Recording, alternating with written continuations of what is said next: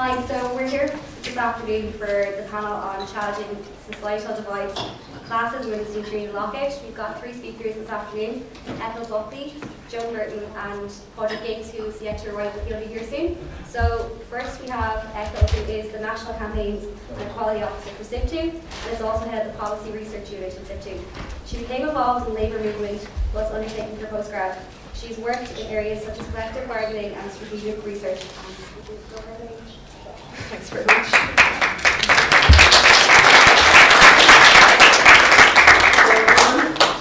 Thanks very much, Siobhán, and thanks for the invitation to speak at the summer school. It's really good to be in Cork, my hometown, and it's great to be in a fair hotel. So here in the Metropole, the workers are members of SIP2, and their terms and conditions are bargained collectively with their employer. And by choosing this venue for your summer school, you really do support quality jobs in the hotel industry, and that's really great. It's really important to us. So I was asked to speak on challenging societal divides, classism in the centenary of the lockout. And what I want to look at is what, for me, is one of the best kept secrets really of our time, and that is the gargantuan transfer of wealth from the working class, who produce it, to the ruling class that siphons it off. And it's a conversation that we really need to have in this country, I think, because here the realization that the transfer is taking place and the extent of it and the effect that it's having on our chances of an egalitarian society really kind of has yet to permeate the public consciousness in any meaningful way, I think. So what we definitely know about the ruling class is that they never miss the opportunity of an economic crisis to reinforce their position. And never has this been truer than the drive to depress wages and to deregulate labour markets and to dismantle workers' rights and to privatise public services that we've seen since the onset of the recession in 2008-09. However, really the phenomenon that I want to talk to you today about dates back a bit longer than that, and its origin can probably be traced to the 1970s and its birthplace probably to the United States. So let's take a look at what's been happening to class in the United States since the 1970s.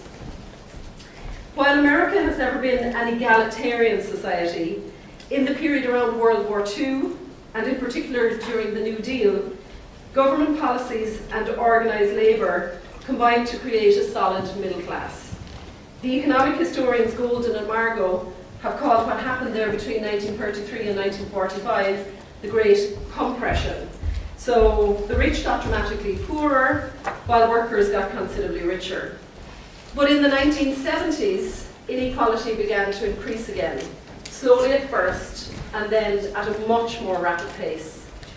So Paul Krugman provides us with a really, really illustrative example, I think, of the trends in income and wage inequality in the United States. What he did was he compared the wages of a CEO and a shop floor worker in the country's largest company in 1969 with the wages in the largest company in 2006.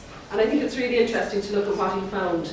So in 1969 then, General Motors paid its chief executive, James M. Roach, a salary of $795,000. Adjusting for inflation, this would have been the equivalent of $4.2 million in 2006. So $4.2 million is a very high salary by any measure. But the GM workers, the production workers, the ordinary shop floor workers were paid pretty well too. The average pay of a production worker in 1969 was $8,000. This would have equated to more than $45,000 in 2006. And GM workers received good health insurance and pension entitlements, and they really were considered solidly in the middle class, living the American dream, as it were. And of course they were, their wages were bargained collectively by the United Auto Workers Union. So compare that then to 2006, the largest company in the United States at that stage was Walmart, with 1.3 million employees. Walmart CEO, H. Lee Scott, was paid almost $23 million. That's more than 5 times what Roche was paid back in 1969. And on average, Walmart employees were paid $18,000 a year. Adjusted for inflation then, that equates to far less than half what a GM worker was paid 34 years before. And Walmart is notoriously stingy in its health insurance, and it doesn't provide any pension entitlements at all for its workers. And its union-busting techniques and anti-union sentiment, I think, is the stuff of legend, really, in the international trade union movement. So according to the Federal Bureau of Labour Statistics, the hourly wage of the average American worker today is actually lower, adjusted for inflation, than it was in 1970. Wages as a percentage of the economy are actually at their lowest level that's ever been recorded in US history. Meanwhile, CEO pay has soared to an average of $4.9 million per year, at a rate of less than 30 times the average wage of other employees in their company in the 1970s. American CEOs today pay themselves a whopping 380 times the average wage of their colleagues. It would take the average worker in the United States more than a month to make what their CEO earns in an hour. Now that's a phenomenal shift in wage distribution in just 4 decades. So what's happening in the same period with the distribution of wealth in America? 1% of Americans own 40% of all of the nation's wealth. The bottom 80%, 8 out of 10 people, own only 7% of all the nation's wealth. And it hasn't always been that way. In 1975, the 1% owned 9% of the nation's wealth, not the 40% that they own today, meaning that their share of income has quadrupled in the last 40 years. America's 3 wealthiest men, Bill Gates, Warren Buffett and Lawrence Ellison, have a combined net worth of $131 billion. The country has more than 400 billionaires. Since the onset of the current recession, the incomes of the super rich decreased by only 4% to an average of $270 million per household.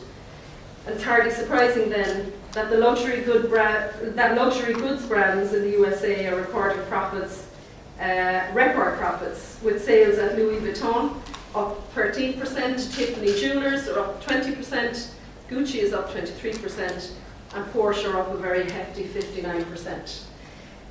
The 24 million least wealthy households in America saw their average income go down by 10% in the same period.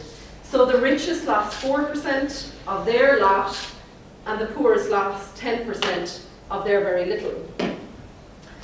In 2001, corporate profit margins hit an all-time high.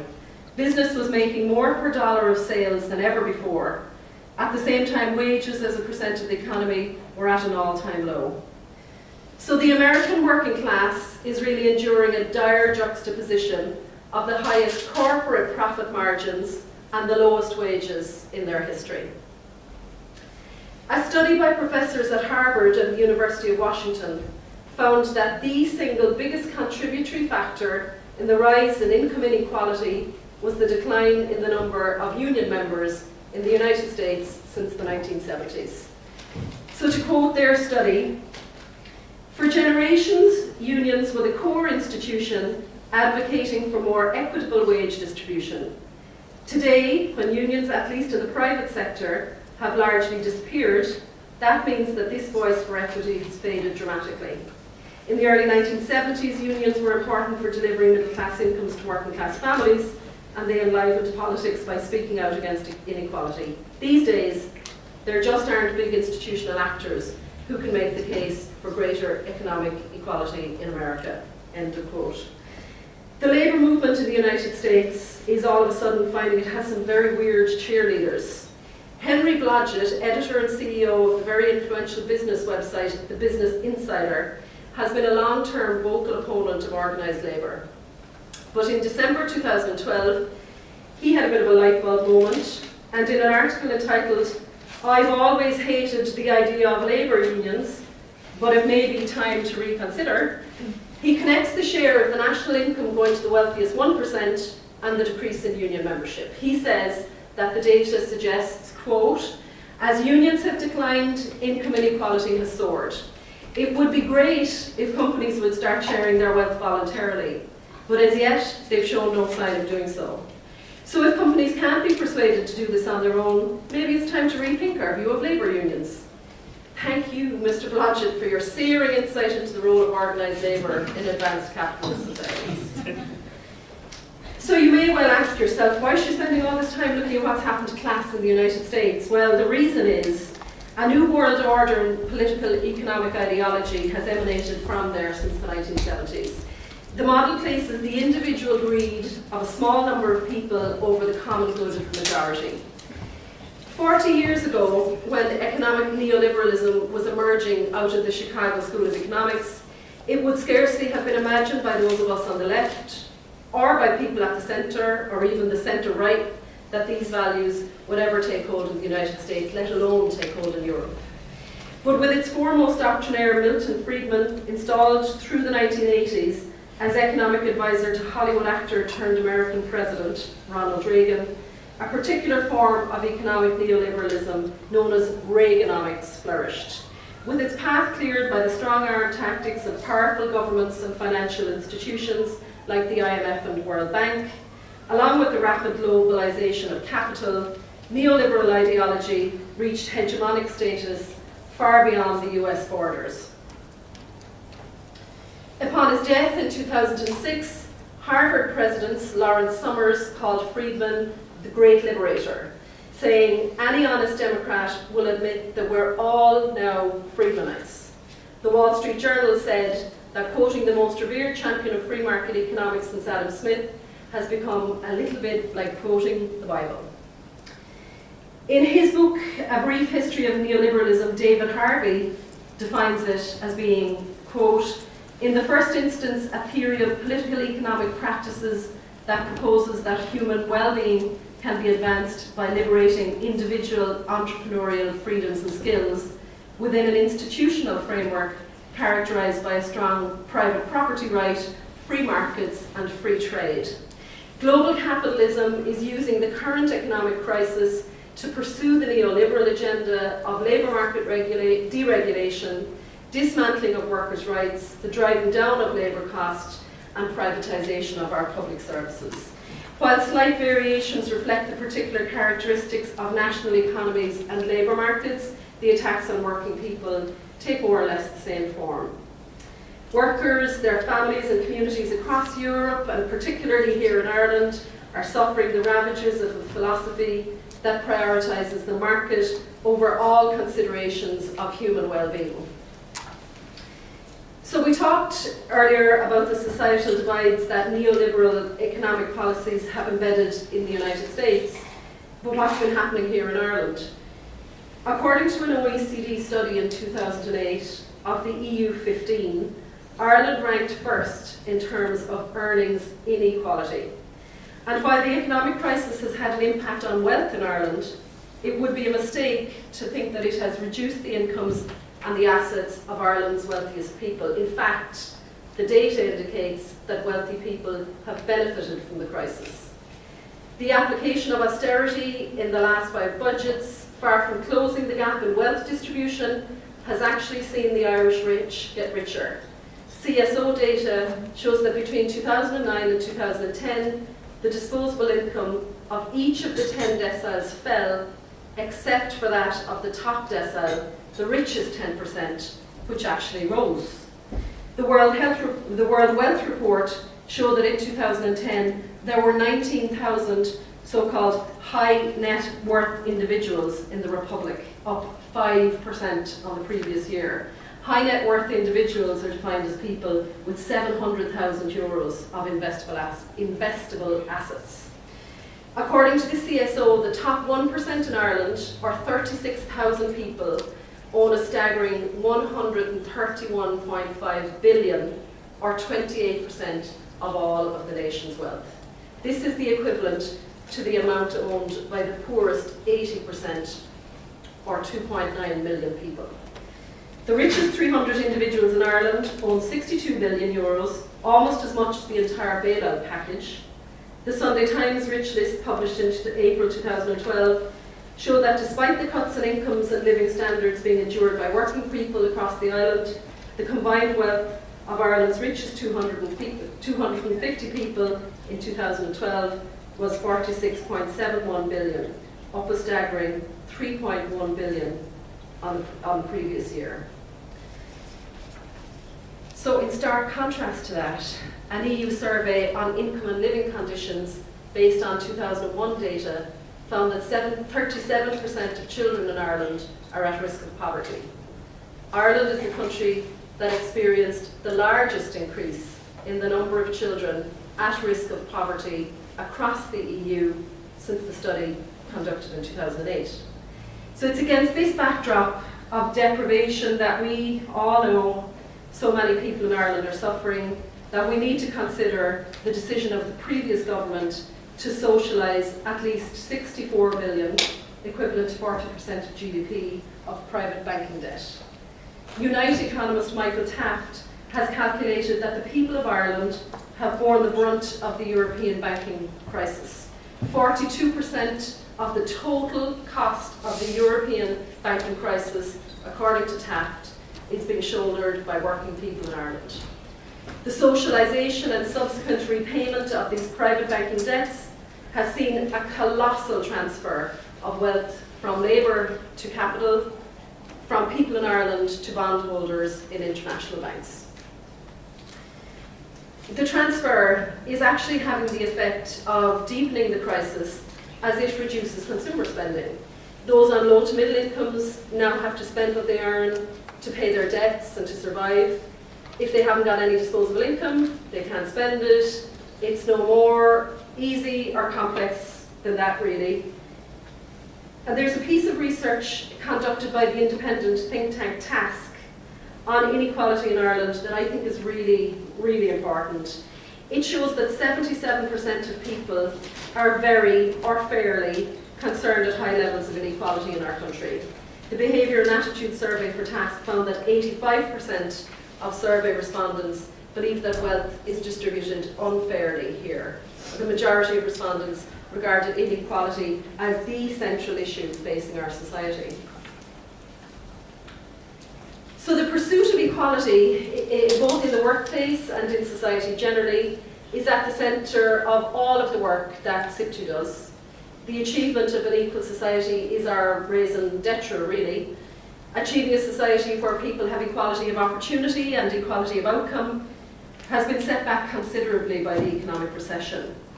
The austerity response pursued by successive Irish governments, mandated by the terms of the Troika bailout programme, has effectively turned an economic crisis into a social crisis.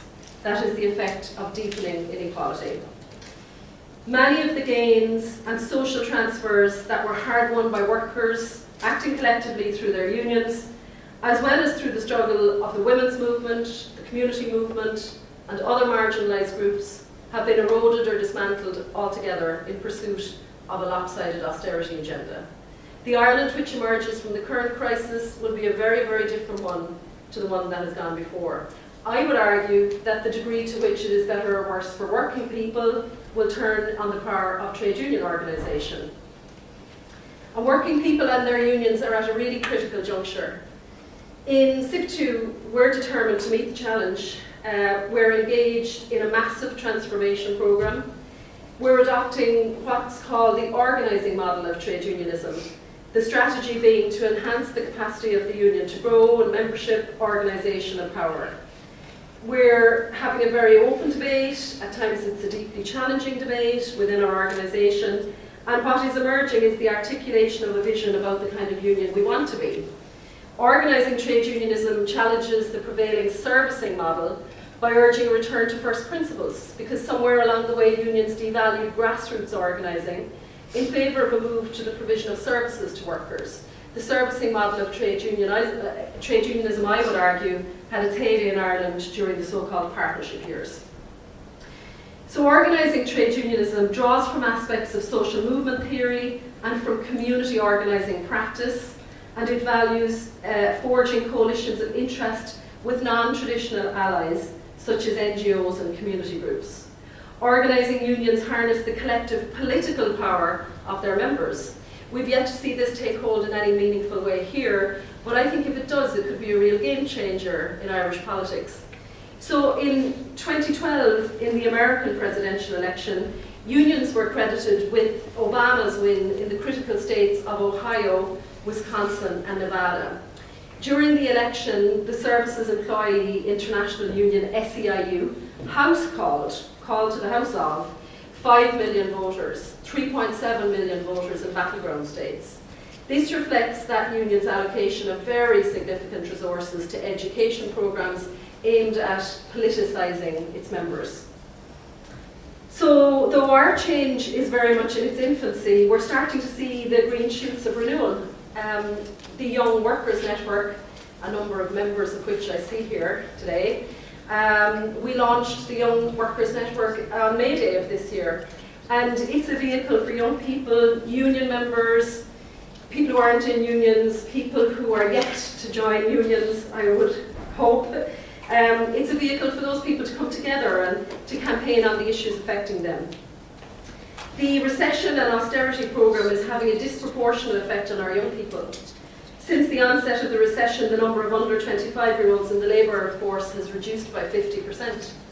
Of the 308,000 people who left Ireland in the 4 years to April 2012, 2 in 5 were aged between 15 and 24. An online survey carried out by the Young Workers Network showed that 94% of young people do not want to emigrate, with only 6% listing it as a choice they would willingly make. Now that's in stark contrast to the claim of one government minister that emigration is a lifestyle choice. Young people that do have a job are far, far more likely to work in low-paid, casual and part-time work. Research conducted by SIPTU for a new film we've produced on young precarious workers shows that most young people in Ireland do not believe that they will ever enjoy the job security and working conditions of their parents or even their grandparents. So I would suggest that we all need to work very hard at forging the kind of intergenerational solidarity that will be required to restore any kind of sustainable future in Ireland for the current generation of young workers. We take heart from the success of our Contract Cleaner member campaign. I don't know if you know it, but our Don't Bin Our ERO campaign recently secured a new agreement on decent pay and conditions in the contract cleaning industry. Our Better Healthcare, Better Jobs campaign is fighting cuts and privatisation in the health service, and thousands of low-paid home health workers, the majority of whom are women, are joining our union and mobilising against the cutbacks. Our Fair Hotels campaign is securing better jobs for hotel workers by utilising new strategies and adopting some of the tactics of ethical consumption. 50 unionised hotels on the island have come on board with that campaign now. Supporting Quality is our consumer campaign in Indigenous manufacturing, and it aims to protect quality jobs in Ireland by encouraging consumers to buy products made by SIPTU members. If households spent an extra €4 a week on products made in Ireland, a much needed additional 6,000 manufacturing jobs will be created. We're forging new relationships with non-union organisations who share a vision for a progressive society. Sometimes this poses us a great challenge, and them too, I imagine, as we try to understand each other, as we try to accommodate each other's cultural norms. We're connecting with the communities in which we live and in which we work. And we're doing that through the rollout of our new district council structure in locations all around the country. So that programme is our attempt to put our union back in the community, as well as to put the community back in our union. So those that want to fashion the future purely to the advantage of a very small, very greedy minority are hell-bent on characterising Irish trade unions that collectively represent over 800,000 people as irrelevant. So some of these same people have been at this now since 1913. They want to paint us as a legacy from a bygone era. They do this to undermine union power, and they do it to condition the public to oppose unions. They do this because they know this full well, that a strong labour movement with a coordinated union and political wing would have the power to recalibrate the might of capital. Collective bargaining is the mechanism by which workers mediate the imbalance between capital and labour, between an individual worker and his or her employer. UCD economist Frank Walsh, in a paper published earlier this year, just a couple of months ago, showed that the union wage premium in Ireland in the period 2006 to 2010 was between 8 and 10%. So union members were paid 8 and 10% more than non-union comparators. So trade unions are a crucial counterbalance to the might of the capitalist class. That is why we continue to demand, in this, the centenary of the lockout, that the government makes good on a commitment in the programme for government to give legal backing to the right of workers to collectively bargain through a trade union in order to bring Ireland into line with its international obligations and to fulfil a fundamental human right currently denied workers in the Republic of Ireland.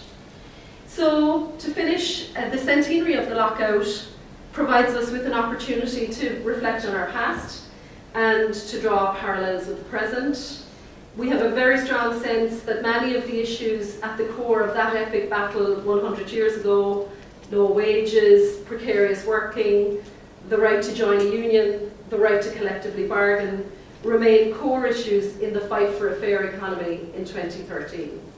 We will pay homage this year to our proud history and our proud culture. However, 2013 will mostly be spent building a union sufficient to counterbalance the hegemony of neoliberalism and to protect the interests of Ireland's working class. Thank you.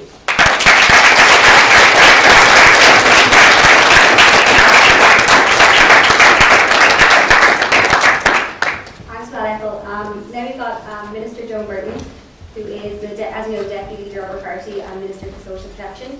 Prior to entering the Oireachtas, Joan was a chartered accountant and has lectured in the 80s. So, Joan, do you want to take the stand?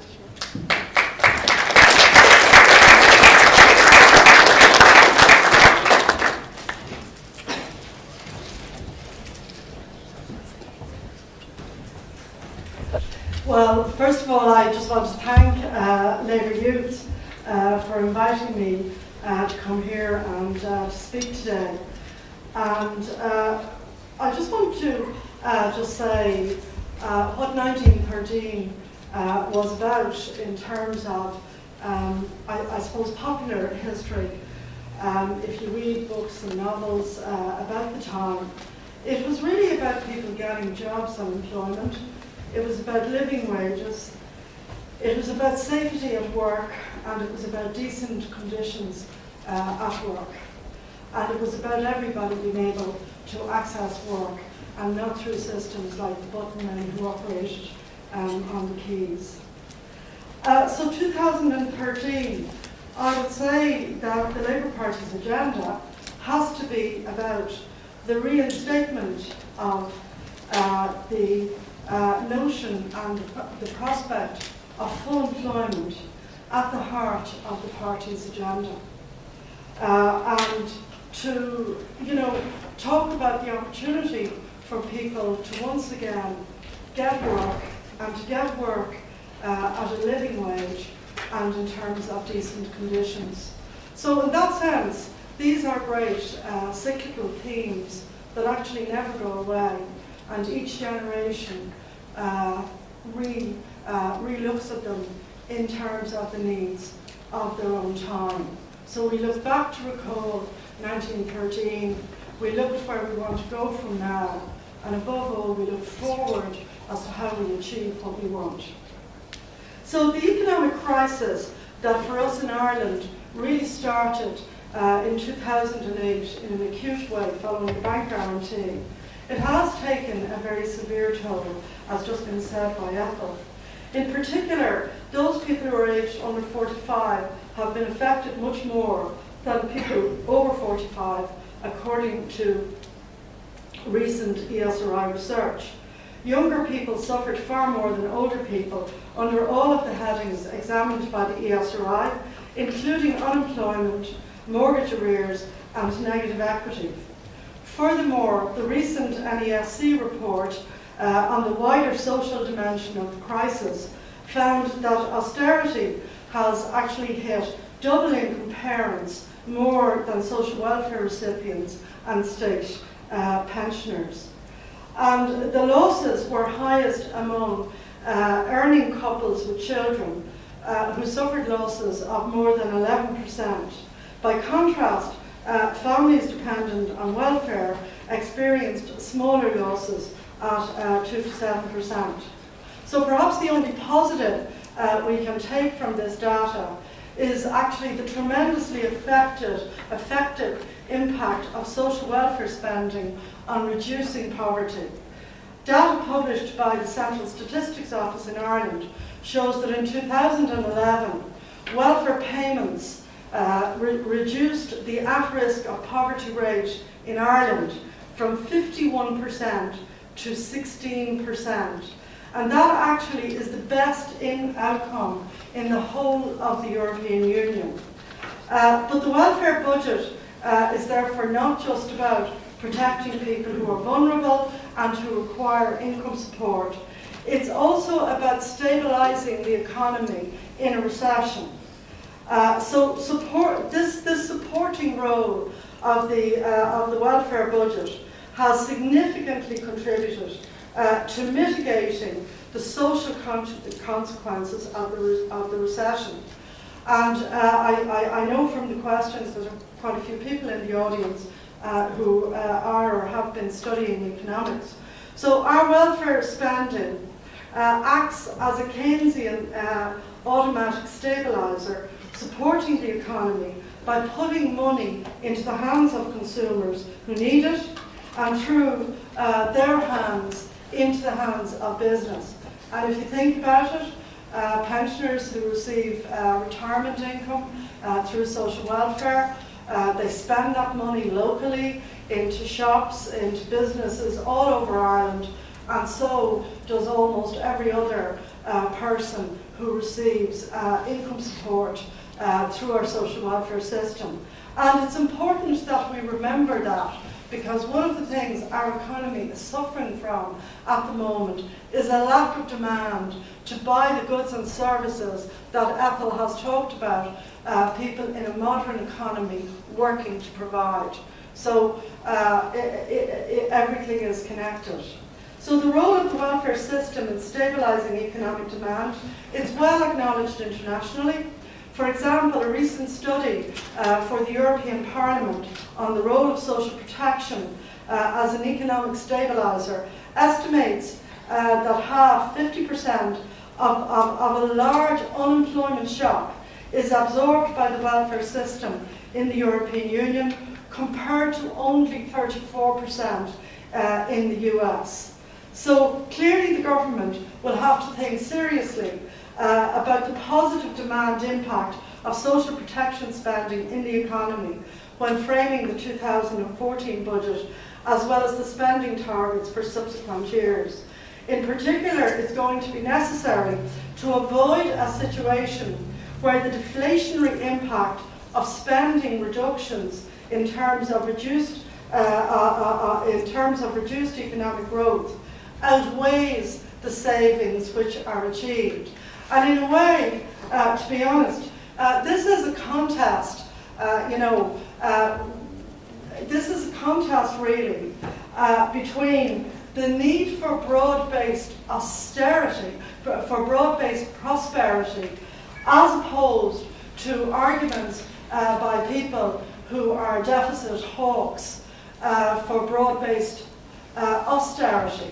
So what we want as a labour movement is to envisage an economic model that moves to broad-based prosperity with people back at work, as opposed to deficit reduction, which has a recipe concentrated on broad-based austerity. And that really, in a way, is where the argument is at. So the positive impact of social protection spending also needs to be borne in mind in any discussion of the potential stimulus effect of further capital spending programmes. And this is really important from a timing point of view in economic planning. In particular, we should pay heed to the US Congressional Budget Office's calculation of the 2009 Obama stimulus package. This found that the extension of emergency unemployment benefits was the most effective form of any stimulus with a multiple of 1.52. In other words, each additional dollar spent on unemployment insurance produced $1.52 in additional economic activity. That's why the government has to proceed with great caution in making any additional reductions in social protection spending in this and forthcoming budgets. I want to talk about building a recovery from middle incomes out, from people on a middle income, people at work on a middle income, the kind of people that Ethel was talking about there, and tackling the real costs of inequality. In a successful re-election campaign last year, President Obama won the economic argument hands down by showing time and time again that the economy grows from what Americans call the middle out. And by that they actually mean people at work on middle incomes.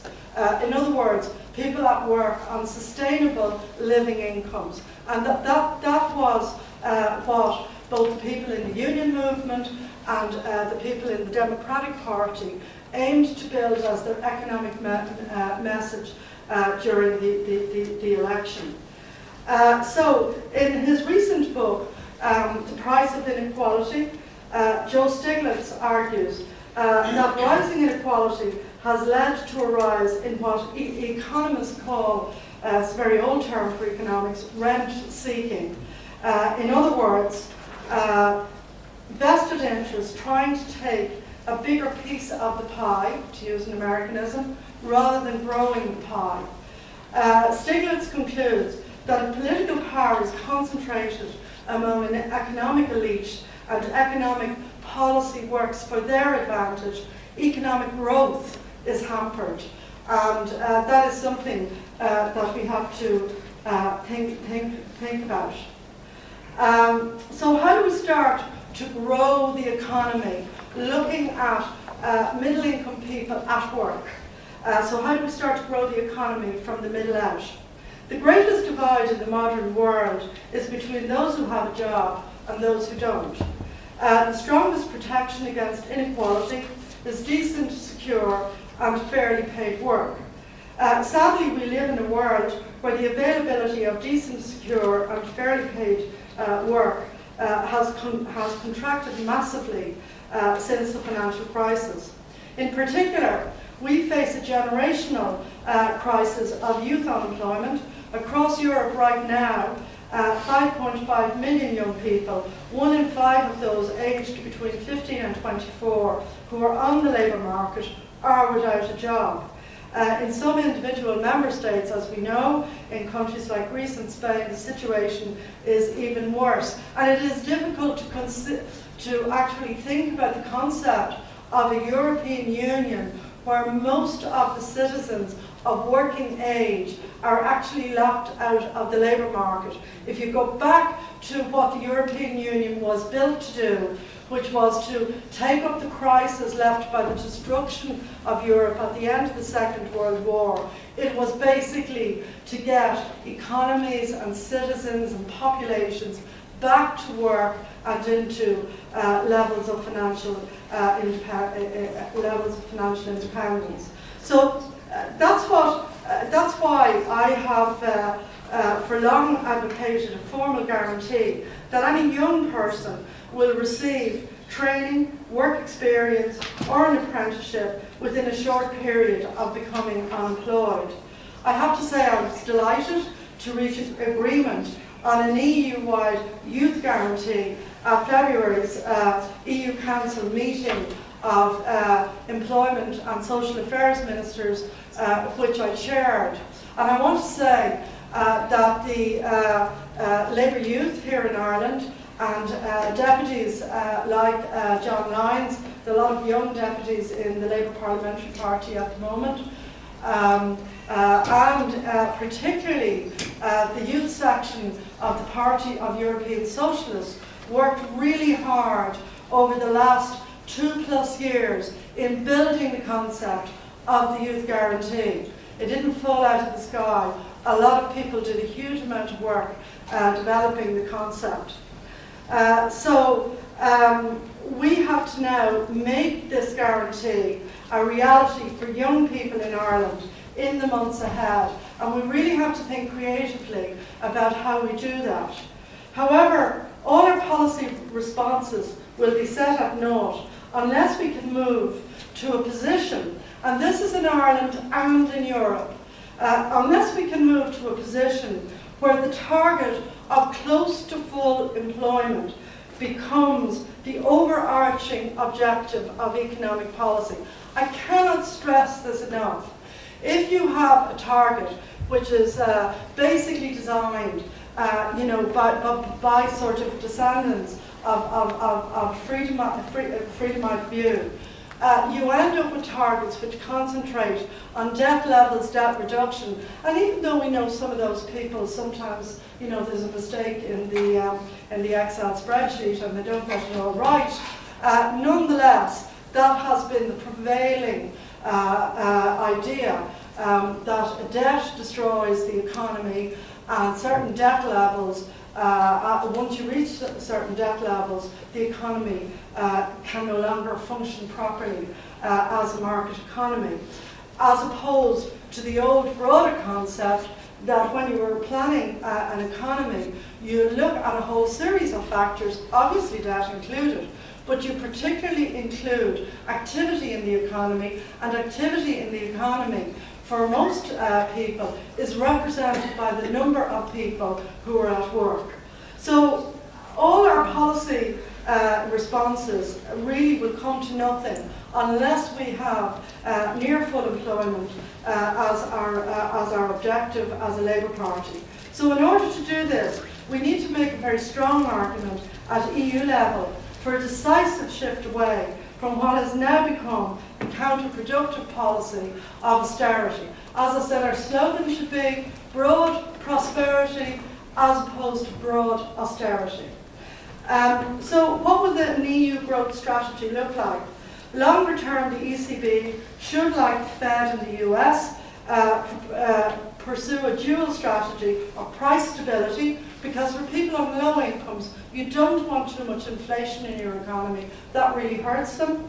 But also, you do need to pursue a strategy of growth. In particular, it needs to have an employment target that's as close to full employment as possible. And in the short term, there's clearly room for core euro area countries to raise spending. So a Eurobond financed stimulus programme would be economically feasible and effective. The only obstacle is a political one. So I want to talk now as well about building a social security system for the 21st century. Last year was, in a period of lots of anniversaries, was the 70th anniversary of the Beveridge Report, which led to the creation of the modern welfare state, and which was developed by an English man, William Beveridge. And he developed and published, remember, at the very height of the Second World War in 1942, when if there was a time when you could say that England was on its knees and beset by crisis, that was the time. Beveridge understood that his plan would be immeasurably strengthened if it got broad public support. So he shaped the proposals around the principles that benefit in return for contributions rather than free allowances from the state is what the people of Britain desired, to quote him. Everyone would put something in and everyone would get something out. And Beveridge appealed, therefore, both to altruism and a general concern for society, and to self-interest, that workers would know that if they were contributors, then when it came to pension, if it came to a time of illness or accident, that the system that they were contributing to would be there for them. So, crucially, this reciprocal system depended on there being close to full employment, so that citizens would be in a position to contribute throughout their working lives. And my strong conviction is that the starting point for the next phase of reform should be work and wages, in particular for the lower paid, and that in the Labour Party we really need to look at sustainable incomes and living wages. A huge increase in our welfare budget in recent years has come from the income supplement we pay to people, and when I say we, I mean in the Department of Social Protection, but that our social welfare system pays to people who are not on social welfare, but they're in work. These payments are necessary because people are not earning enough to support a family in their jobs, either because of low wages, insufficient hours, or both. So hands up how many people here have been offered a 0 hours contract, either as students or in terms of an actual committed full-time job. Well, you know, most of our retailers now offer 0 hour contracts, which actually, and Ethel will probably know this much better than I, which, you know, until relatively recently were around the 19 hours mark. But increasingly, more and more employers, particularly in retail, which is a very big engine of the modern economy, and they're reducing, in a lot of cases, the hours to about 4.5 a week. The consequence of that is that people are working, just let's say for the sake of argument, 1 and 2 days, and therefore they pick up 2 to 3 days of social welfare. Now that's a hidden part of the social welfare budget, which is actually supporting people in employment, but which is not recognised as such. And that's just that alone. Then we have areas like family income supplement, where we're significantly increasing, in each of the last few years, the amounts of money we're spending on families at work with children in order to supplement. It could be a combination of low wages and low wage rates. And that's why one of the first things I did on becoming Minister for Social Protection was to insist to my colleagues in government that we would reinstate the minimum wage cut which had been made in order to put a floor of a certain kind in relation to wages and the comparison of wages with welfare.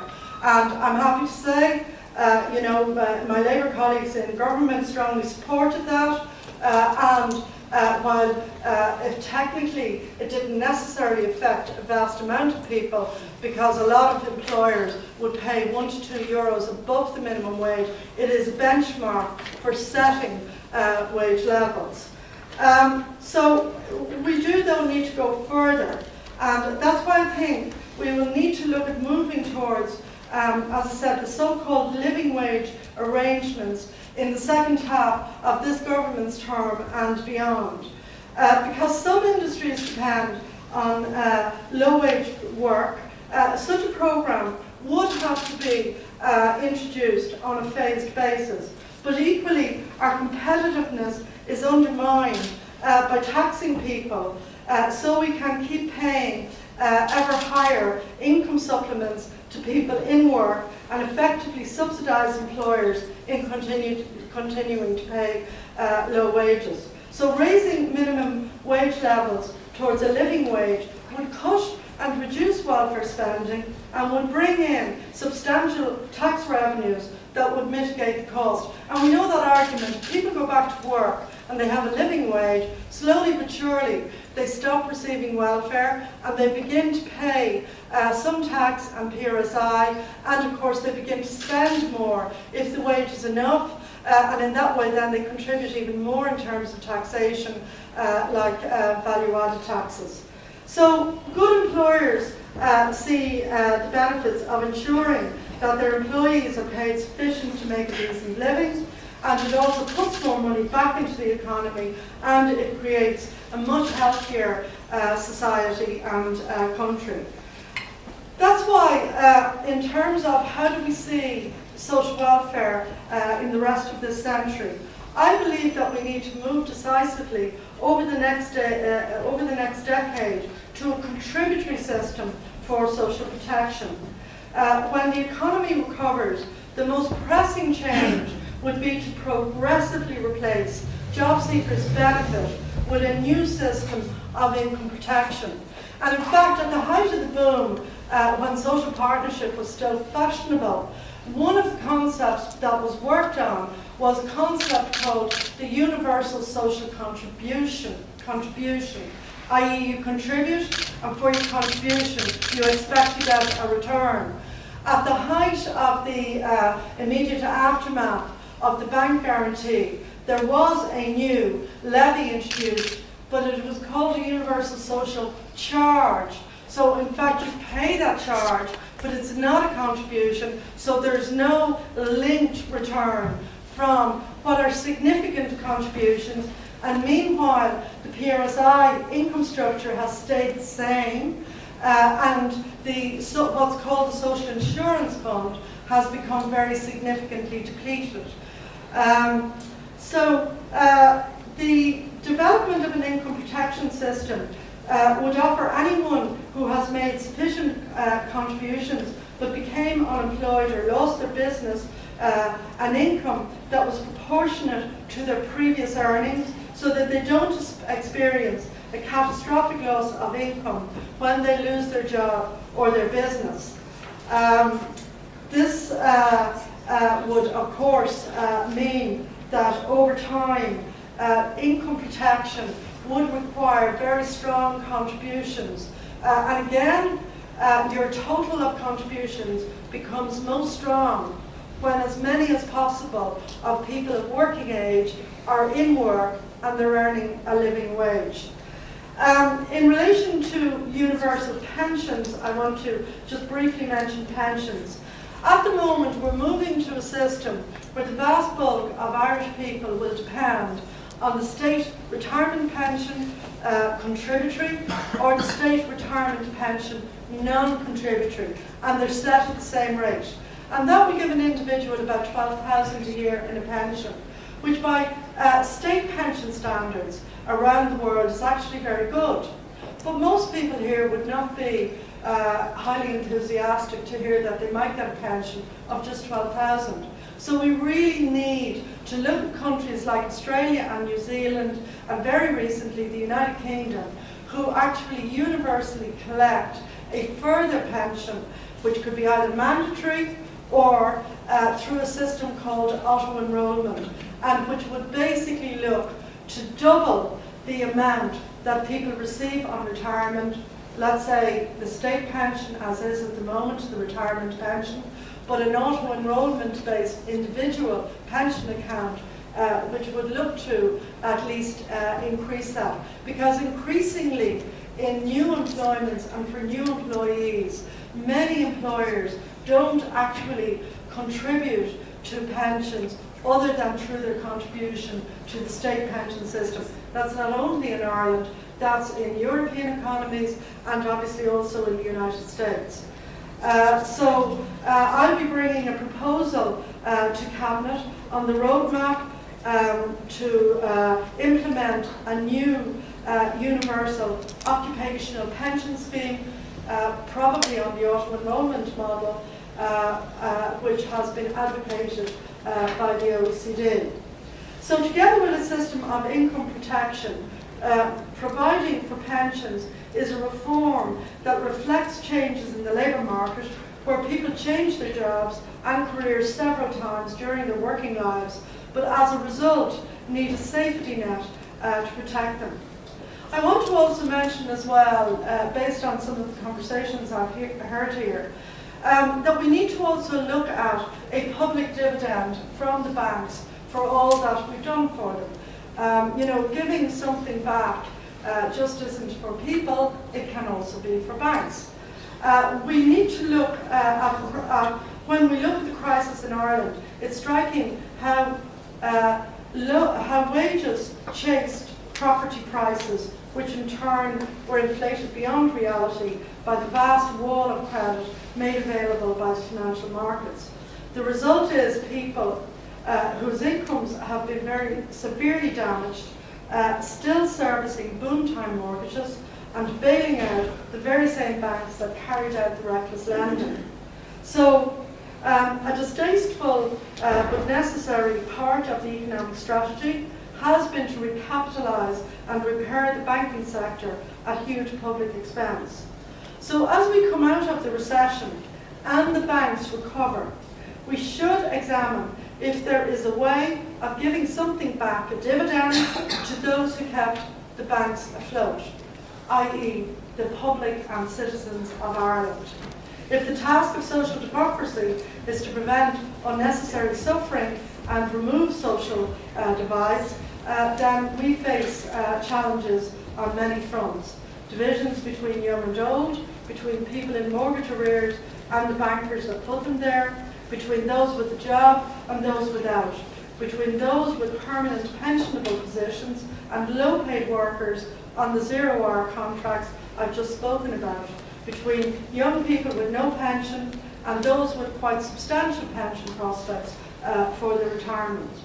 In addressing all of these challenges and divides, we see the crucial and indispensable role of a strong and an inclusive welfare state and a system of social security and insurance underpinning it. Building and renewing this humane and progressive system has been the life's work of social democrats from the 19th century until the present day. And it's the very reason our political movement exists. Reconstructing it and strengthening it is the central objective, or should be the central objective, of our party for the 21st century. And there's no better reason for Labour to always participate in governments in this country. And thank you very much.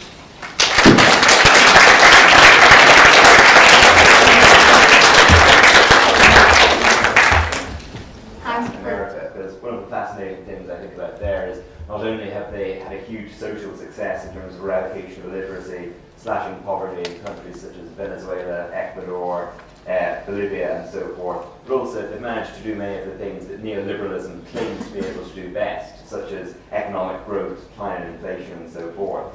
So are those sort of lessons that are unique to Latin America, given, for example, the oil wealth of Venezuela, the fact that we're a member of the European Union and have our constraints as a consequence of that, or are there lessons that we can learn as well? Thank you very much. Any more questions? Rory and Kira. Thanks, Siobhán. Just on the issue of pensions, I've raised this before with Tom Johnson's, because in relation to gender discrimination of pensions and the recognition of the caring work often done by women who take time out of the workforce to look after children. And I was just wondering whether you had any comment on that, particularly given the changes now recently to the transitionary pension.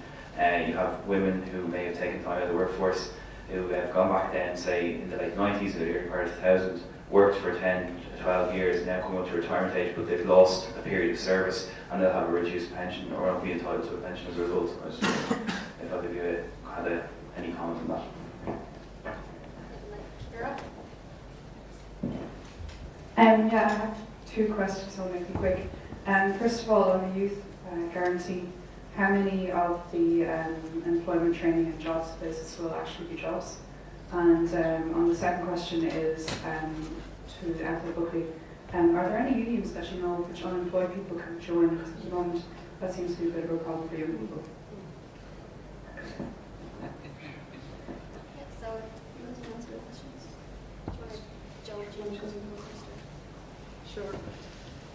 In relation to Ozal's question about Latin America, I suppose if you look at the history of Latin America, one of the first experiments in the Chicago School of Economics were the changes in the Chilean economy after the murder of President Allende. Now, in fact, it has to be said that the IMF learned a lot about what happened in relation to its programs, which were then called structural adjustment programs, still are actually technically, in Latin America and in Africa, that it produced, a lot of coups, or was a contributory factor to a lot of coups, suppression of civil society, and various other things. It wasn't great for the economy either. The more recent generation of people of the left and social democracy in various parts of South America, have concentrated, for instance, in a continent that's hugely rich in natural resources and investing. And that investing, of course, has produced a lot of employment. I suppose the environmental consequences in different parts of the continent have been more questionable. But I think some of the things that they've done have been very interesting and that we should learn from, particularly in Brazil, where poverty rates have been very significantly reduced and where you have very poor people on a scale pretty much unknown in Ireland. They've done things like what are called conditional cash transfers, where they've given money to poor families on condition. And very often the conditionality is around children going to school and parents having a contracted responsibility, just as we have, if you like, in the original welfare state, that if you paid your contributions when you needed it, the system was there for you. And I certainly think that there are models there that we might consider. In relation to Rory's question on pensions, the issue, Rory, to be honest, is about the sustainability of the social insurance fund. The social insurance fund is made up of all of us. So if people of working age don't pay enough in, people won't be able to get enough out.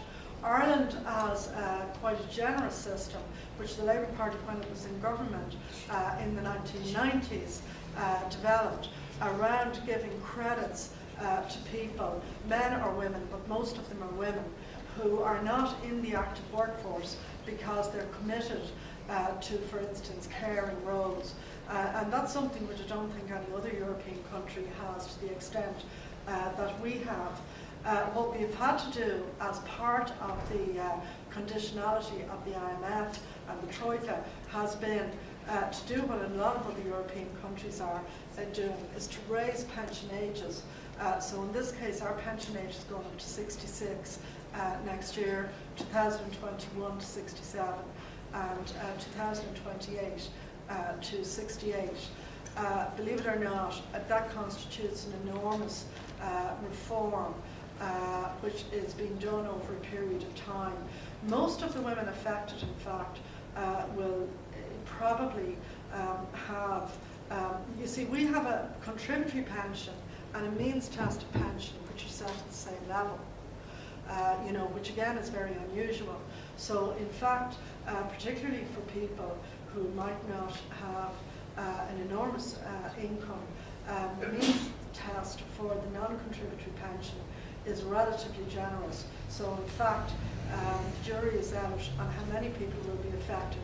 Plus of those pensioners, about half of them are Irish people who emigrated and live abroad.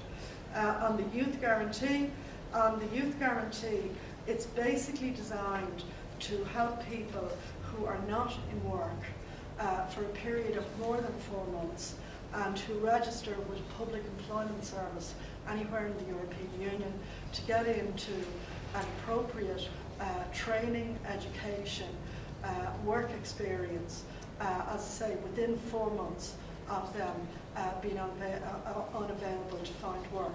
It's something that we have to work on, and there's been a lot of work done, as I said, by the Party of the European Socialists and by the European Trade Union Confederation as well, as to what it would constitute. I suppose the downside is that the budget for it is relatively small at 6 billion over the period of the next budget, but it is absolutely important and crucial that the principle has been accepted.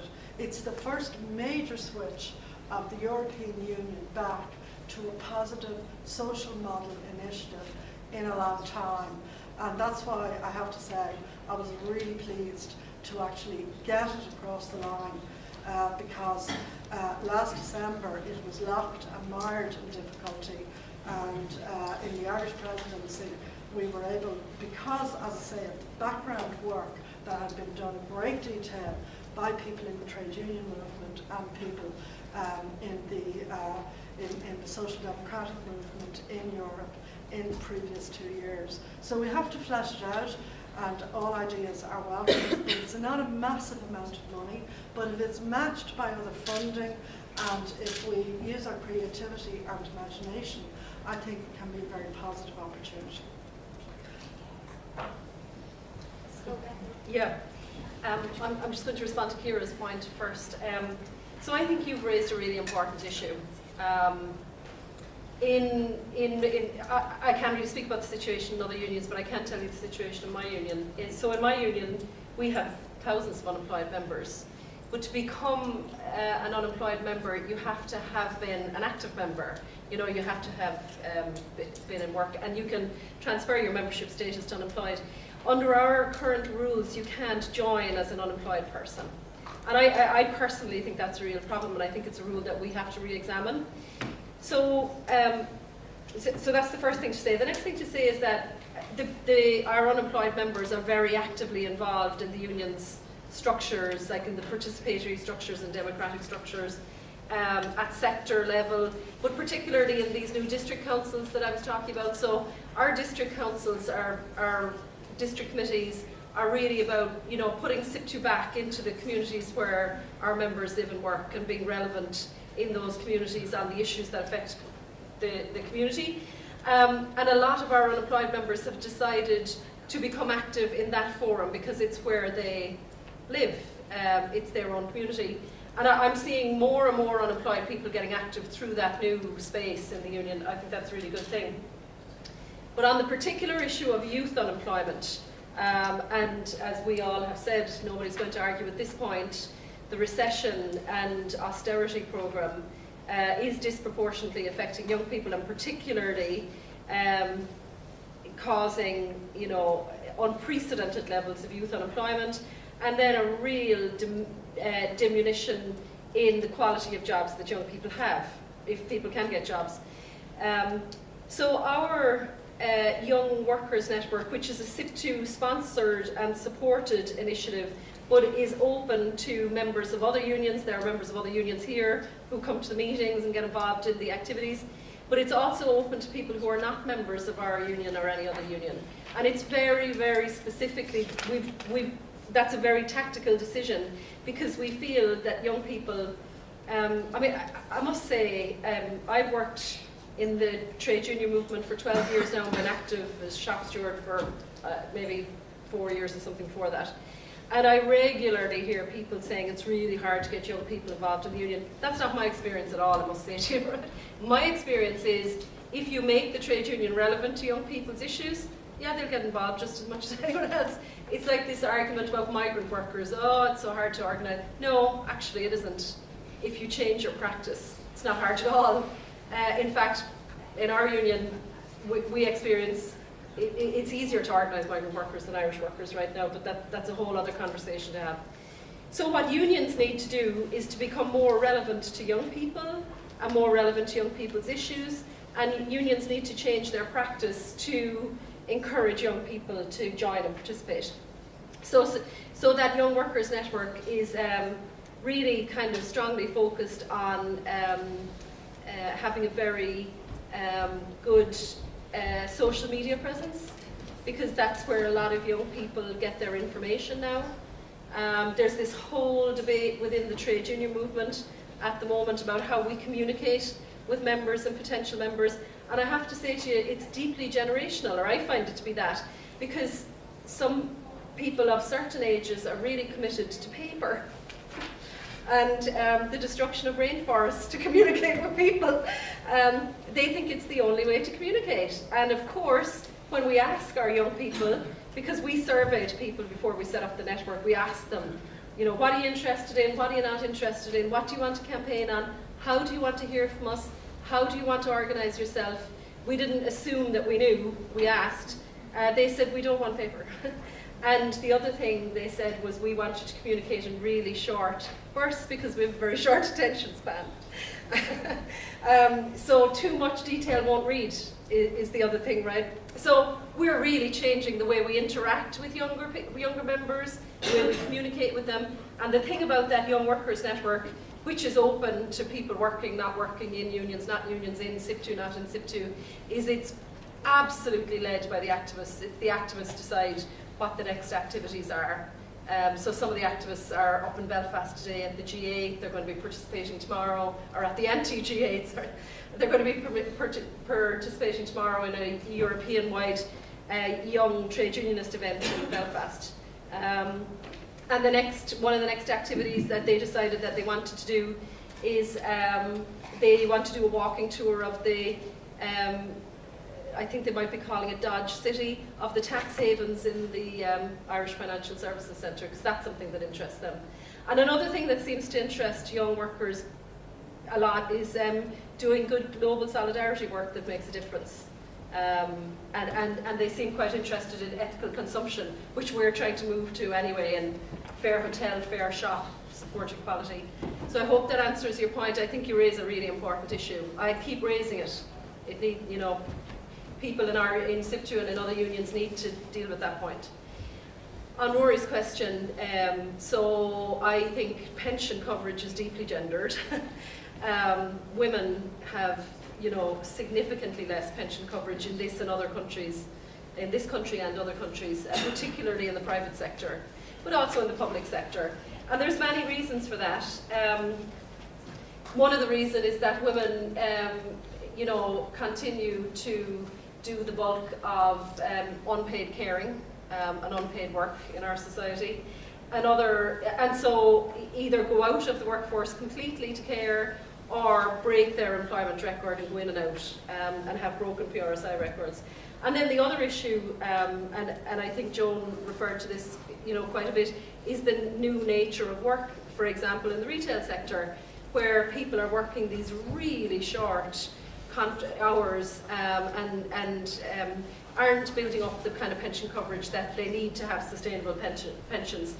But I think what you referred to specifically is the changes introduced in September 2012 in the qualification bands for the state contributory pension. SIPTU absolutely opposed those changes. We did not think they were necessary, and we thought that they were deeply harmful to women's pensions. So we called at that time, and it was a really strong plank of our pre-budget submission, and our pre-budget campaign called towards a new course.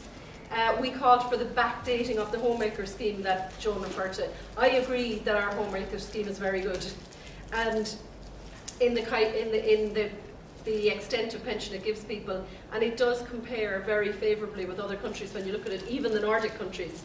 But what it doesn't do is it doesn't address the problem created in September 2012 for the women who do not have enough credits to get their full pension entitlement. So we launched a campaign then called Backdate the Homemaker Scheme. We called for it to be backdated to 1964. I think it's currently maybe 1984 that it started from.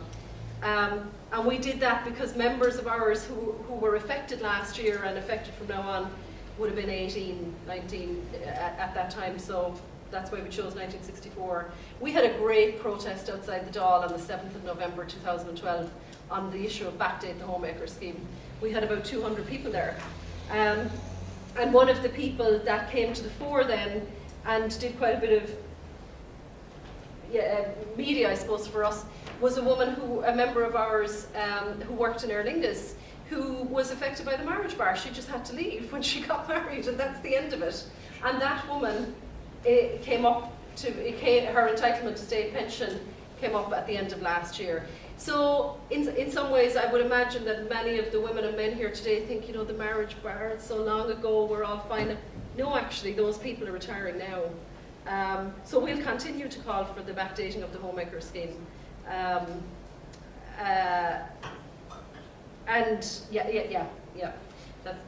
that's all I'll say about that. Also, I learned a long time ago, like, to not talk about things you don't know about.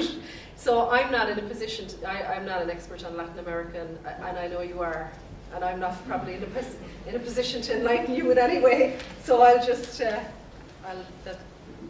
that's all I'll say about that. So we're just going to take another round of 2 questions, because Joan has to leave and then we're going to hear from Paul and Gates. Okay, so do you want to maybe go to that side of the room? Just the 2 hands that are up. Yeah. I had loads to say to Joan, and listening to Ethel there to knock me all out. I just want to say, like, I know John a long time, I know the fighter that you are, and I know that no doubt within our social welfare system, you had to fight very, very hard in there, and will continue to do so.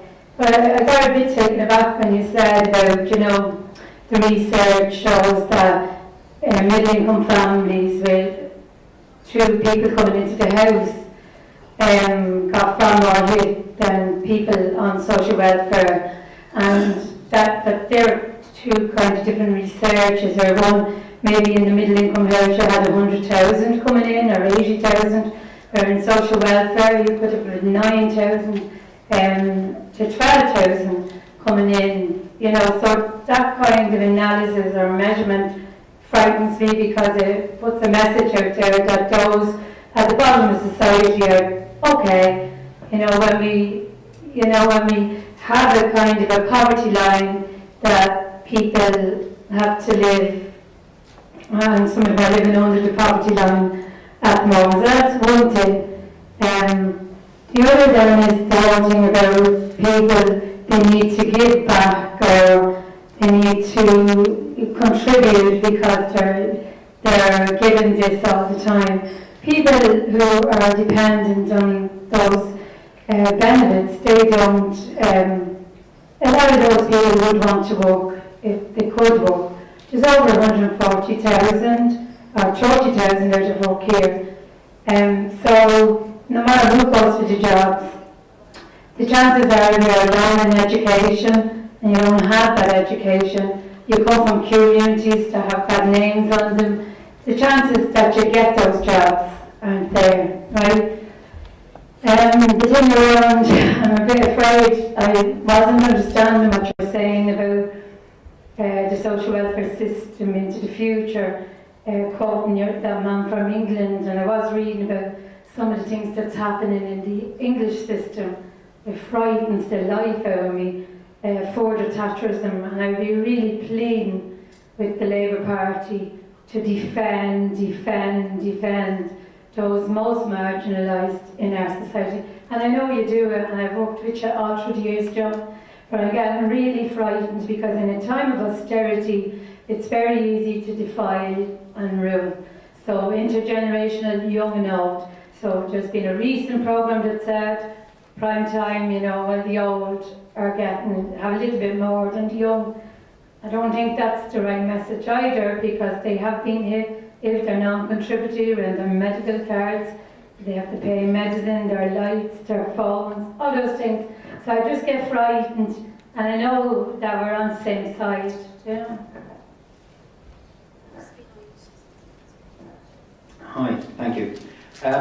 Joan has always referred to the Labour Party as being the party of work. That's really important. We're not just the party of people at the margins, we're a party of the mainstream as well, about people of work. And it's not just any work, it's work that pays, work that's secure, work that's quality, work that's good. And I was very interested that Ethel raised the issue about the fact that there is a connection between the level of trade union activism or trade union membership in an economy and issues to do with income equality or income inequality. The lower the level of trade union activism in a given economy, the higher the level of income inequality. And we know that income inequality lies at the root of many of the social issues that the Department of Social Protection then has to pick up the cost for. A key element to that, of course, is the proposal in the programme for government for the enacting of legislation to bring home collective bargaining rights in Ireland. Unfortunately, that is left with Minister Bruton, who very recently referred in a meeting with employers, suggested that there's nothing to worry about in the proposed legislation coming forward because it's going to be quote-unquote voluntary. There is nothing voluntary about rights that are enumerated in the United Declaration of Human Rights. There is nothing voluntary about the need to adhere to rights that are enumerated in the European Charter of Fundamental Rights. And what I'm keen to know is, A, do we have a timetable, do we have a view as to when that commitment in the programme for government is going to see legislation brought before the Oireachtas? And secondly, such a bill, when it's brought before the Oireachtas, will it deliver on the Irish commitment to abide by international human rights requirements, or will we see the sort of anemic proposal, which appears to be the one being suggested by the relevant minister. Thank you. So we're going to actually just echo the. Do you want to take us group to 3? Yeah, AJ.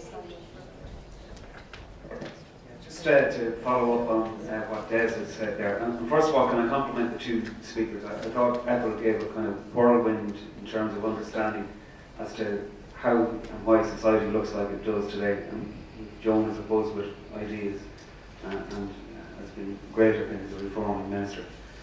But can I come back to the point that Des makes and the things that both speakers have touched upon in their contributions as well? There are, in effect, only two ways in which you can transfer wealth in society, either through a progressive taxation system or at the coalface, where the dividend is either divided between capital or labour, and the proportion can be decided to a great extent to the strength of a trade union movement.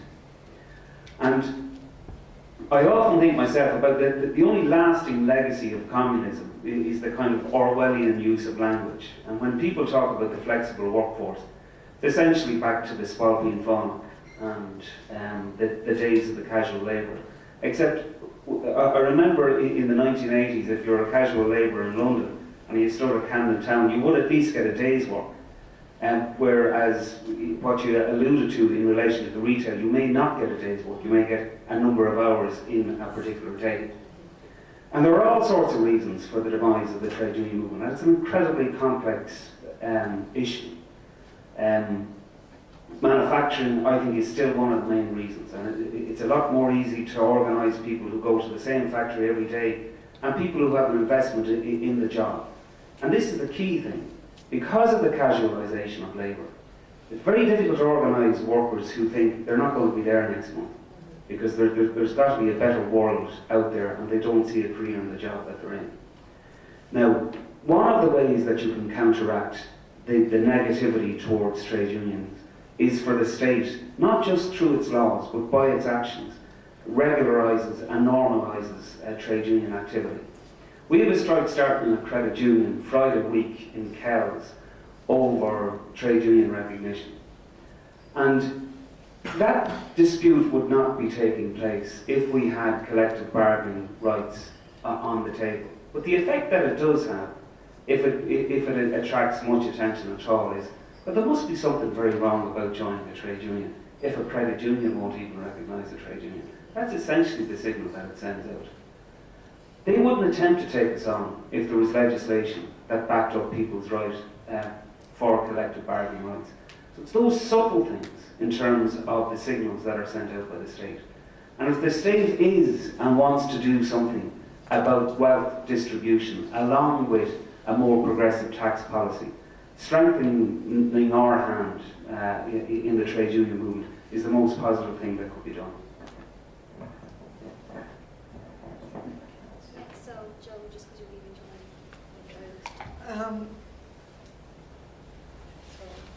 sorry, just to take up Rita's point. First of all, the study I was quoting from is the recently published NESC, the National Economic and Social Council, of which, by the way, the trade unions, employers, farmers and so on are all part. So this is a kind of a product of a kind of social partnership type structure. But you see, the point, Rita, is not that those people are earning necessarily very high incomes, but if you're looking at people on a middle level of income, where two people in a family are working, and just let's say they have 2 or 3 children, in the model that a lot of people will be familiar with in the course of the, say, 2000s, what I was saying was, basically there was a lot of speculation in Ireland in land, in building land. There was also the development of a lot of tax breaks to invest in property. So we had a property bubble where the price of property kept going up. But if you had, say, a nurse married to a teacher, the tradition in Ireland is that a middle income family like that would actually look to buy a house. And the price of that house was increasing and increasing and increasing.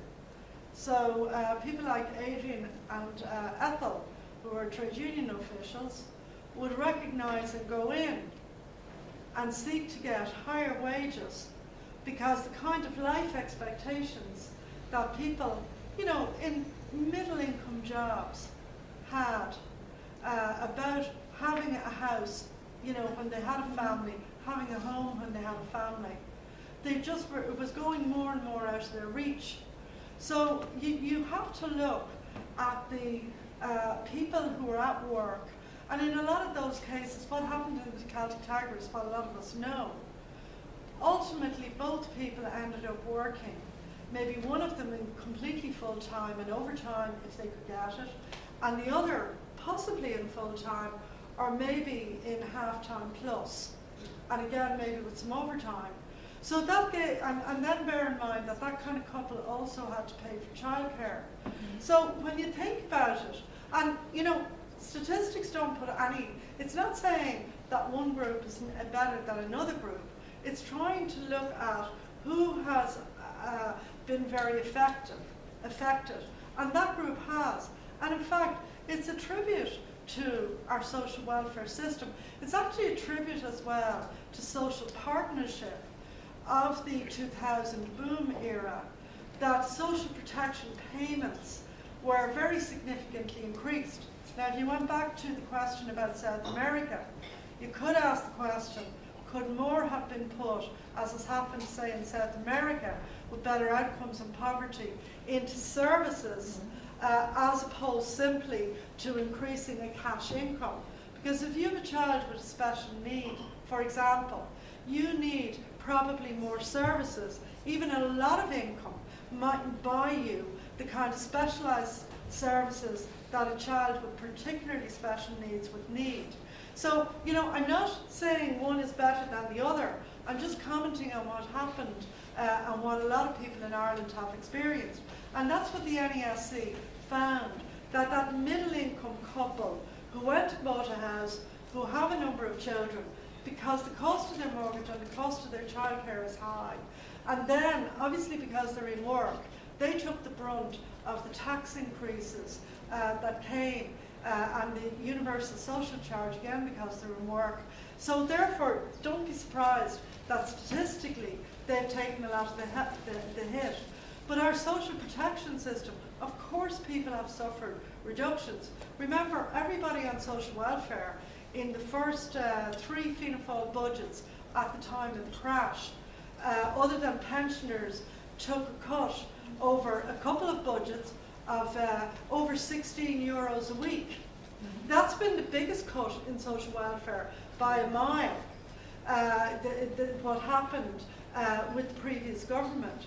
But it still is not as high necessarily as the reductions that the group, that the NESC were identifying. But it ties in a way with what Obama and the American trade union movement did at the time of the election in order to win Obama's election campaign. They said, we will grow the economy again from the middle out.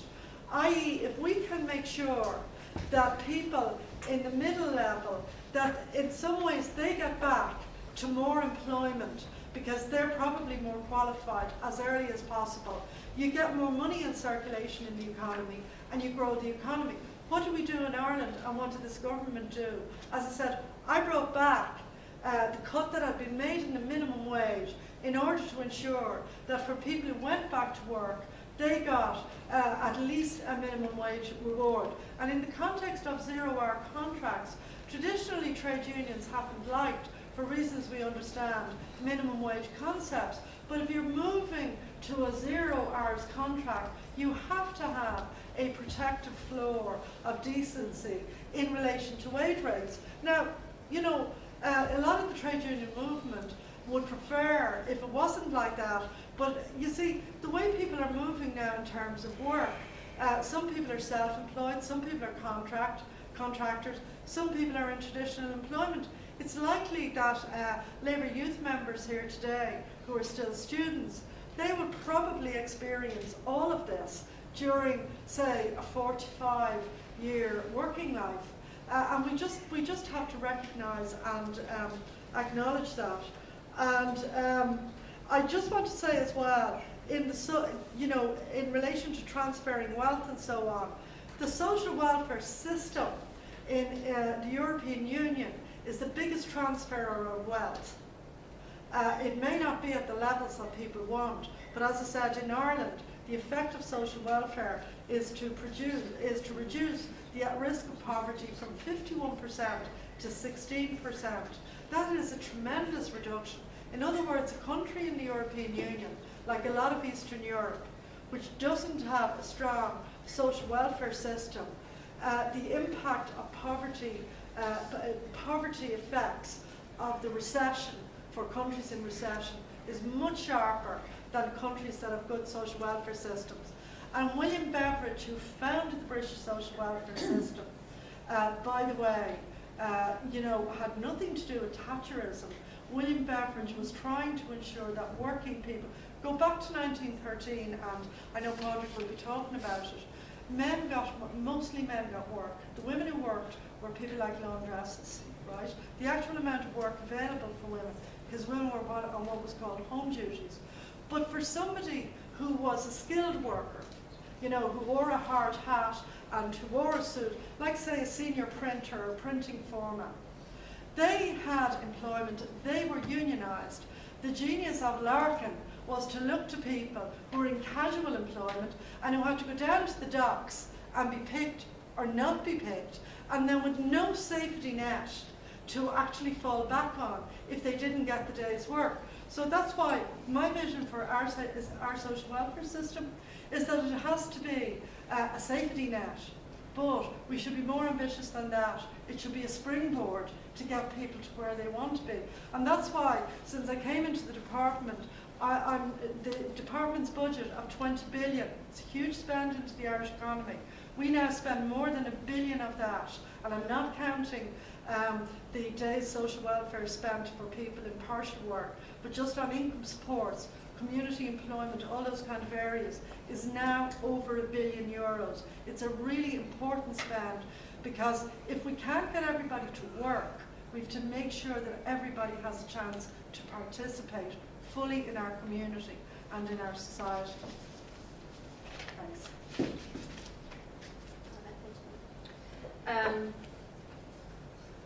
The point on collective bargaining hangs, I think, does it? Sorry, I was going to leave that to you. Well, we're looking for a minister. I'm not actually going to discuss my colleagues from other parties at the moment. I actually have an appointment in Clare and this evening and tomorrow.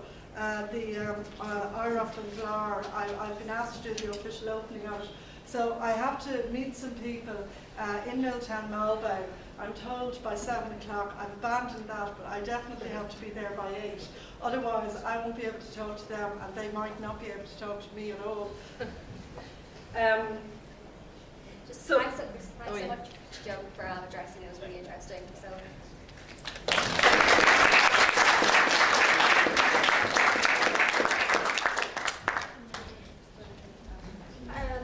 I don't know that Rita's question was put to me, and I agree with everything that the trade unionists have said about the need for collective bargaining legislation. Just to say, I just want to add one other thing to that sometimes is overlooked. Ireland is the only country in the European Union and one of only 2 countries in the OECD that doesn't have, where workers don't have a legal right to collective bargaining. So and the right to collective bargaining is a UN fundamental human right, but it's been denied to workers in the Republic of Ireland only. If that credit union was over the border, Adrian would be having that strike next week.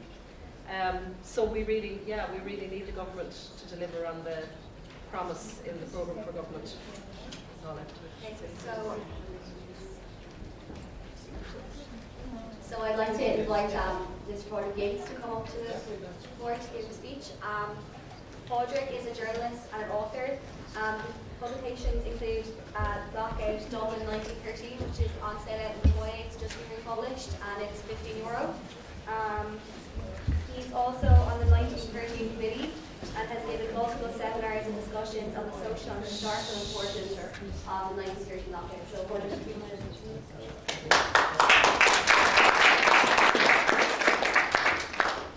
Thank you, and my apologies for coming so late. I had to do it was a double booking. I had to speak in Dublin earlier, and I can blame a former member of the Labour Party for the delay because he spoke as usual much longer than scripted, and it's a brilliant speech, so I'm not complaining, but that's why I missed my train and I'm so late. But anyway, I know you've had a long day, and I don't want to keep you too much longer. Collective bargaining has featured. Sorry, the minister is now gone. But when I was speaking earlier today about this issue, one of the things that struck me very forcibly, and which I said at the thing, I think much to the consternation of an awful lot of people, was that really was it all worth it? That for the urban poor, for certainly the working poor, they would probably be much better off to stay in the United Kingdom than to be part of an independent Irish state. And was in fact the whole exercise worth it? And the whole question of independence, the struggle for independence, was it worth it? Because at that time, the state played a very important and progressive role in labour relations, even almost against its will. And I think when we look at the lockout, we have to look at it in those terms. There's a very sentimental view of the lockout, which is misleading. There was a big battle. There's no question about the employers won. And in fact, if you want a case study of how to take out the trade union, go to William Martin Murphy and he'll give you one. He did take out the transport union. It did survive, which was its great achievement, in 1913. But what turned fortunes around really was something completely different. It was the First World War.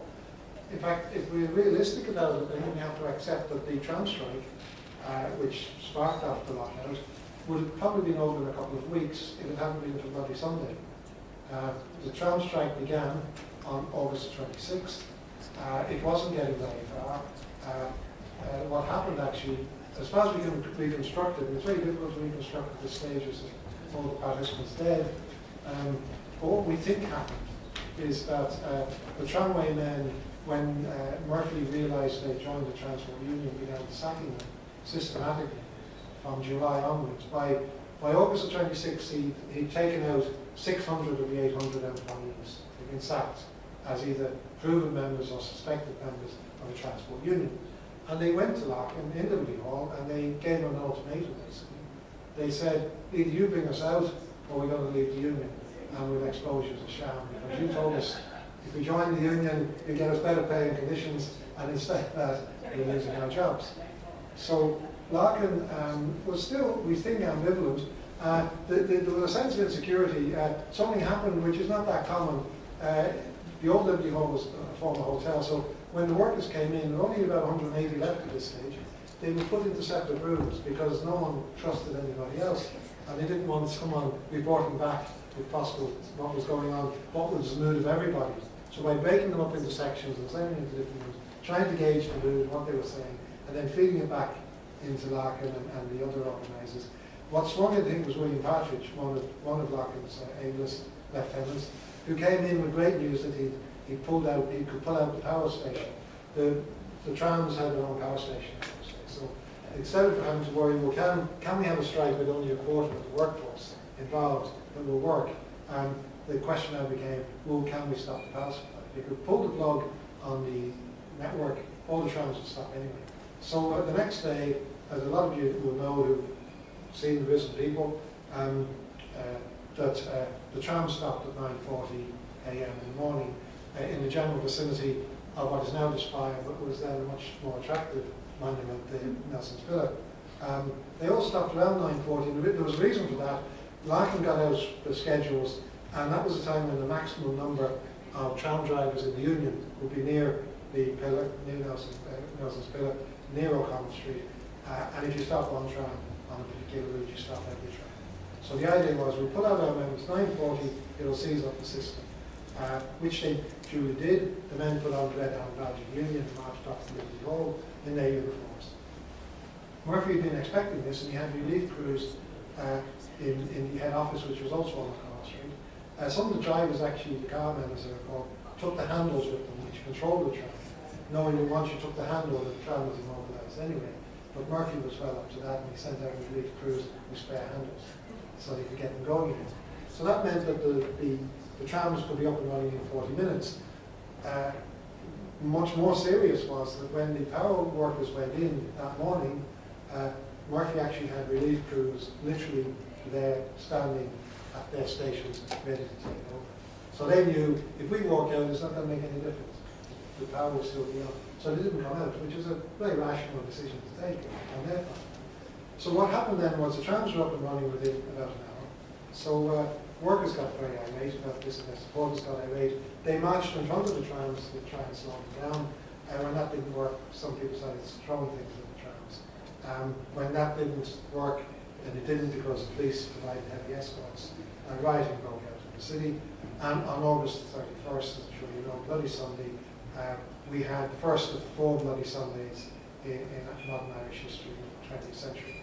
And it was really Bloody Sunday that catapulted the whole dispute onto the international scene, because up until then it was the Dublin dispute. It was a very bitter dispute, but it was a Dublin dispute.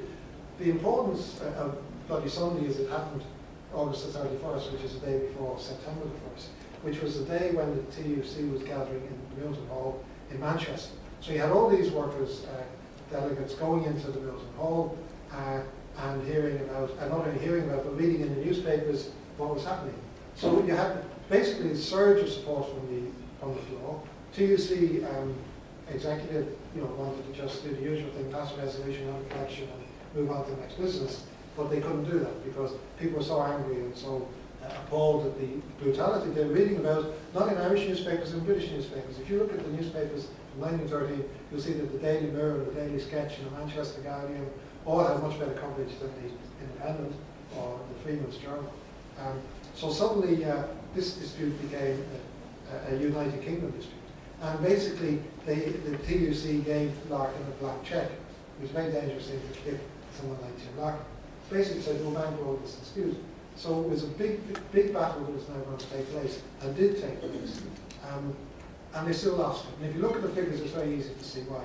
The TUC raised £93,000 sterling in 1913 and early 14 to support the workers. There was another £13,000 came in from various trades councils, other organisations around Ireland. And we think there might be another 30 or 40,000 came from other sources. So even if you take all of that and say £150,000 went in those few months over to Dublin to keep the strike going. If you look at the wages that were lost, £400,000 was taken out of Dublin.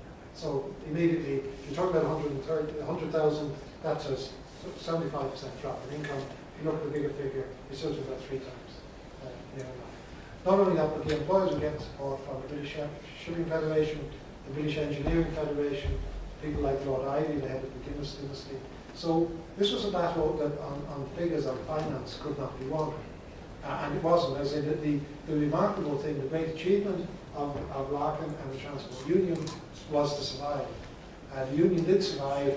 Eventually, in January 1914, Larkin told the men to go back on the best terms they could get. But whatever you do, don't sign the yellow contract, the yellow band contract, which said, I'm not a member of the Transport Union. If I am, I'm going to leave it, and I'm not going to associate with it. So some people were forced to sign it, but a huge number didn't. The dockers in Dublin marched back in a group. About 800 men marched down the quays with their banners flying into work. The employees said they didn't need half. You need the other half. So they went in as a body. The other men had to wait for work. Some men never got work again. But the important thing is they went back as a body. They kept the unity of the union, and they kept the integrity of the union. But that's really all they did. And I'm sorry John was left, because the next phase of the story, I think, is in some ways the most interesting one, and the one that nobody pays any attention to. On August the 4th, Britain went to war with Germany. The British government was quite progressive in many ways. People in this country, if they think of Lloyd George at all, they think of the man who sent the Black and Tans. But I mean, let's face it, Lloyd George gave us old age pensions. He gave us unemployment benefit. He wanted to give us a free health service. But the Irish Party, John Edmonds, said, no, thanks, you've already given us far too much. And their worry was they were going to have a home rule parliament, And once they had a home rule parliament, who's going to pay for all these things? It was going to be the Irish taxpayer, the Irish ratepayer, who the Irish party represented.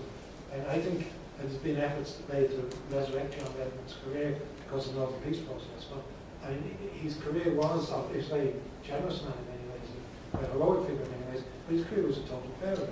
And it was a total failure partly because he was supporting an unsustainable political and economic model.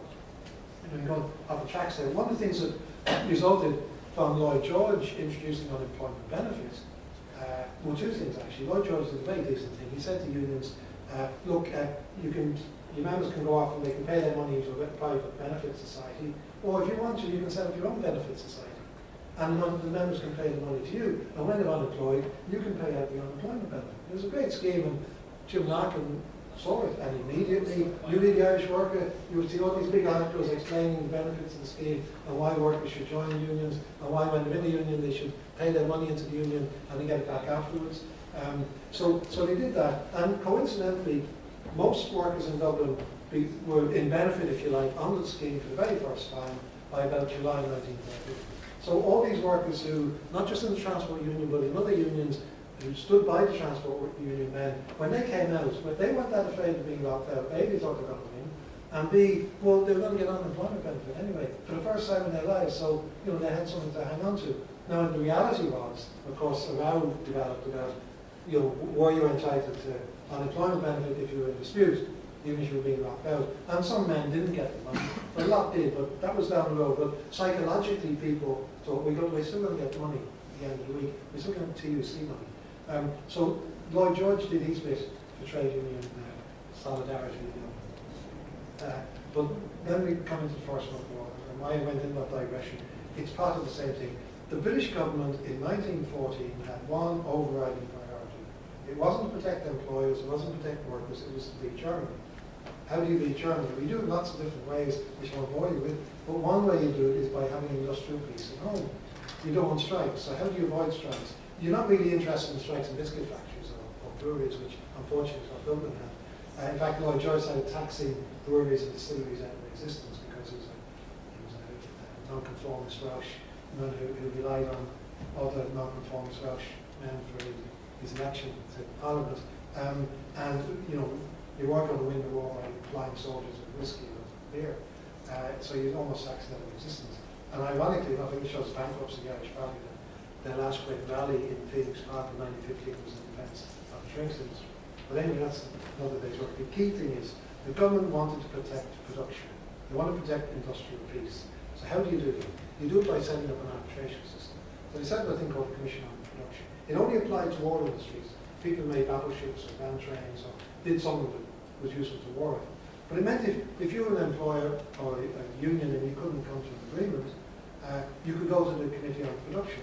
And they would bang heads together and they say, this is the deal, and everyone has to accept it or you're going to listen. It worked. And it worked in fairness to the committee because they also gave people something in return. To keep the legitimacy of the system, you have to give the employer something, you have to give the worker something. Otherwise, they weren't going to accept it. Now, I'm not saying it worked perfectly, and it only worked in war industries or war-related industries, but it did provide a benchmark for other areas. And I don't think any accident. You look at the British trade union movement, when were the periods of fastest growth of the British trade union movement?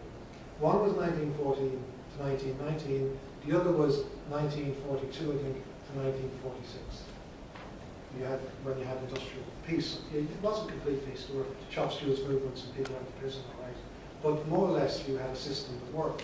And the reason I mention all this is I think if one collective bargaining, people might have to think about something which has not been thinkable before or acceptable before, but there might be a price to pay for it. The Irish trade union movement is in a very bad place.